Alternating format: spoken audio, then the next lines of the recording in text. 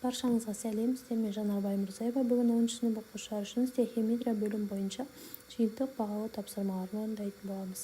Бірінші тапсырма: көлемі 89,6 литр калий перманганатының зат мөлшерін, массасын табыңыз. Алдымен зат мөлшерін тауып алайық. Бұның ВМ-ге қатынасы тең. Бұл бізде берілген 89,6 литр. ВМ-нің мәні тұрақты, 22,4 литр бөлінген мольге тең. Литр мен литр қысқарып моль алады, және бізде 4 моль шығады. Массаның формуласы зат мөлшері мен молярлы массаның көбейтіндісіне тең. Зат мөлшері 4 моль. Калий перманганатының молярлы массасы 158 грамм бөлінген мольді құрайды. Сол кезде бізде 632 грамм шығады. С нұсқасы дұрыс екен. Келесі: стихияметриялық заңның атауы мен тұжырымдамасы арасында сәйкестікті тап. Авогадро заңы дегеніміз бізде В нұсқасында тұр. Зат массасын сақтау заңы С-да тұр, және құрам тұрақтылық заңының А нұсқасында тұр екен. 5% қоспасы бар 64 грамм метанды жандырғанда түзілетін газдың массасын анықтаңыз. Нөмір 3. Алдымен метанның массасын тауып аламыз. Зат мөлшерін тауып аламыз. Тең 100%-дан азайтамыз омега қоспаны.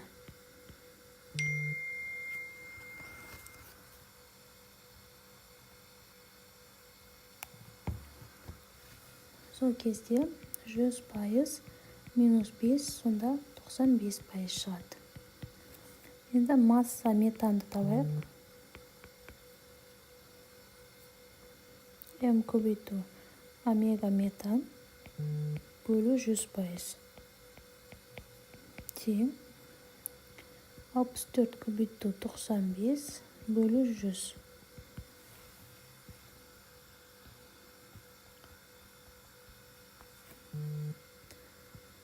Алпыста 8 грамм шығады.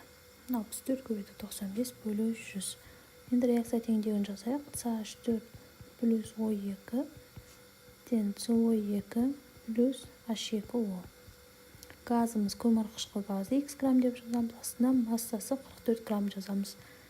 60-та 8 грамм жазамыз метанға. Астына молярлы массасы 16 граммды жазамыз. М CO2 тең болып тұр. 60-та 8 көбейту 44 бөлу 16. Көбейту 44 бөлу 16. 167-де 2 грамм. Енді В нұсқасы.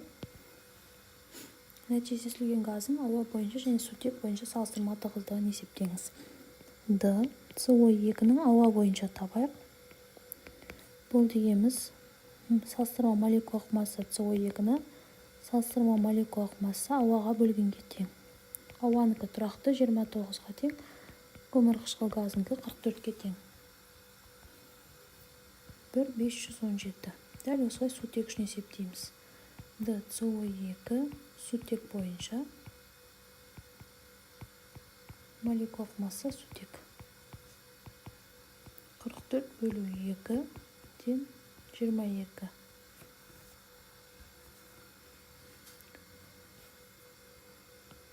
1,517 және 22 шықты. Газың қалыпты жағдайда тығыздығын есептейік. Қалыпты жағдайдағы тығыздық ρ қалыпты жағдай деп белгіленеді. Ол молярлы массаның молярлы көлемге қатынасы тең. Молярлы масса 44 грамм моль. Молярлы көлем 22,4 литр бөлінген моль.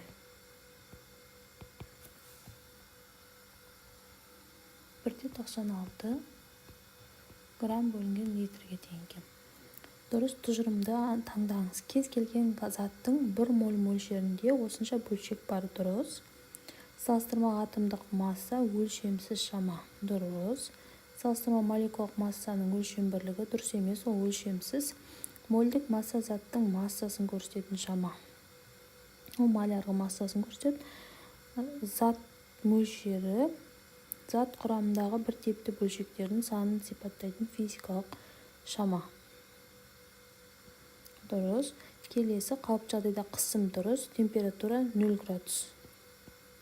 Сол үшін де бұл дұрыс емес. егер шығымы 80% болса, 20 тонна күкірт оксидін алу үшін 6 оксидін алу үшін 4 оксидін қандай көлемін оттекпен әрекеттестіру керек? Есептейік. Реакция теңдеуін жазамыз. SO2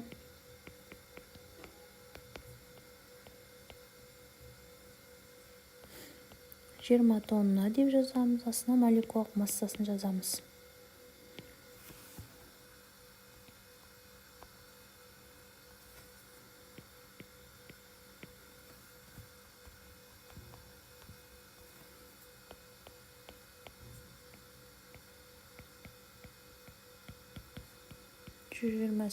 грамм көбейту 20 тонна бөлу 160 грамм.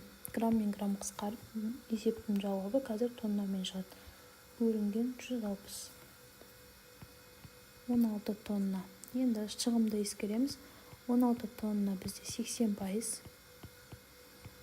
X тонна 100%.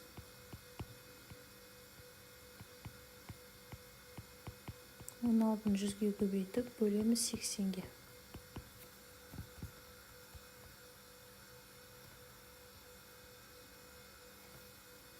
20 тонна керек.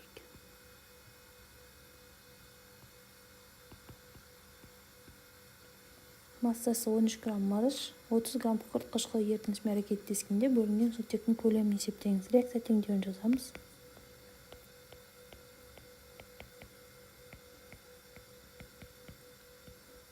Сат мөлшерін табамыз. Цинк үшін массаны малярға массаға бөлеміз. 13-ті 65-ке бөлеміз. 0,2 моль. Себебі бізде екі затта берілген. Екі затта берілген кезде осы зат мөлшерін тауып, қай затпен шығаратынымызды анықтап аламыз. 30-ті бөлеміз, күкірт қышқылы малярға массасы 98-ге. 0,3 моль. Күкірт қышқылы артықшылықты бізде кем шыққан затпен, яғни мырышпен есептеуді жүргіземіз.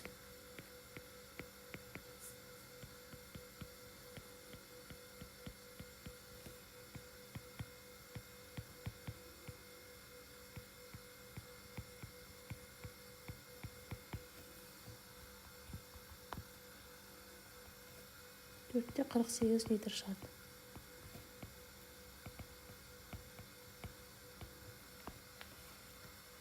Сұрақтар болса, комментарий бөліміне қойып кетсеңіздер, жауап беретін боламын.